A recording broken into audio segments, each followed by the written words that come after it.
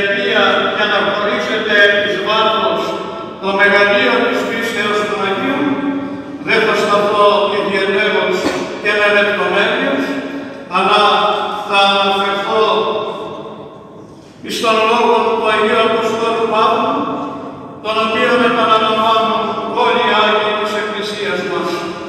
Ζω δε και εγώ, ζει δε εν εμεί Χριστός. Αυτή η αγάπη προς τον Θεό τους οδήγησε εις το μαρτύριο.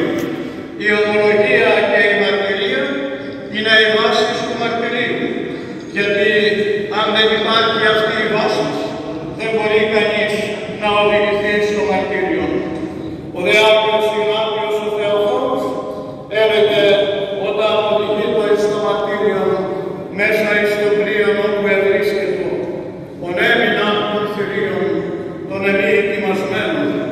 Θα παρακαλέσω δηλαδή τα θηρία να με φάνε, αν εκείνα δεν με πλησιάζουν.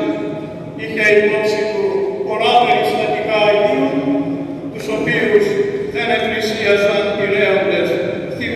Εφαίνοντα εμποδία αθλητικών αγαθών, το της Εκκλησίας απαν πρόσωπον, Υιός σου ευστάθειε, ιδιάση υπερτύπος, συναγαπείο, ο Θεόφρον Θεόν πιστός.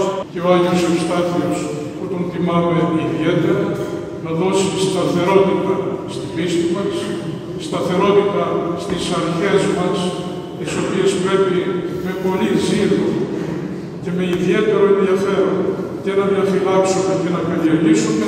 Βλέπετε τι γίνεται γύρω μας και που έχουμε φτάσει και που ακόμη θα κατατήσουμε. Χρόνια πολλά και σε εσάς και ευλογημένα. Ο Θεός με μαζί σας να ευλογεί και να νοιάζει τη ζωή σας.